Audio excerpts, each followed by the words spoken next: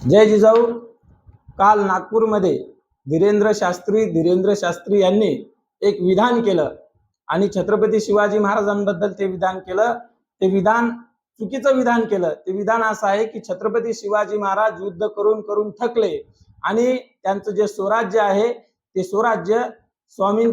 स्वराज्य रामदास स्वामीच्या चरणी अर्पण केलं किंवा रामदास स्वामीच्या झुळीत टाकलं, असं त्यांचं ते विधान होतं। आणि ते विधान अत्यंत चुकीचं आणि अत्यंत घाणेरडं विधान आहे। कारण छत्रपती शिवाजी महाराजांनी जो इतिहास निर्माण केला तो इतिहास त्यांच्या बुद्धीच्या बळावरती, त्यांच्या शौर्याच्या बळावरती निर्माण केला।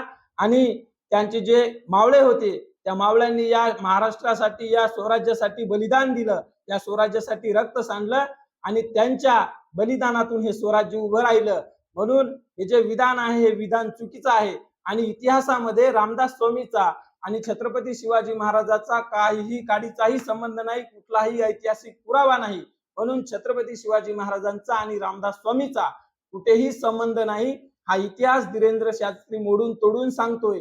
आणि त्या कार्यक्रमामध्ये आपल्या महाराष्ट्राचे मुख्यमंत्री देवेंद्र फडणवीस हे सुद्धा कान देऊन ऐकतात, ते तिथं खपवून घेतात। हा सुद्धा कुठेतरी आमच्या महाराष्ट्राचा पराभव आहे। म्हणून या धीरेंद्र शास्त्रीचा जाहीर निषेध। छत्रपती शिवाजी महाराजांचा इतिहास मोडून तोडून जर तुम्ही सांगत असाल तर हे महाराष्ट्र खपवून घेणार नाही ना। या धीरेंद्र शास्त्रीला महाराष्ट्रामध्ये फिरू देऊ नका, या हरामखोराला जोड्याने मारा, याचा जाहीर निषेध। जय जिजाऊ, जय शिवराय।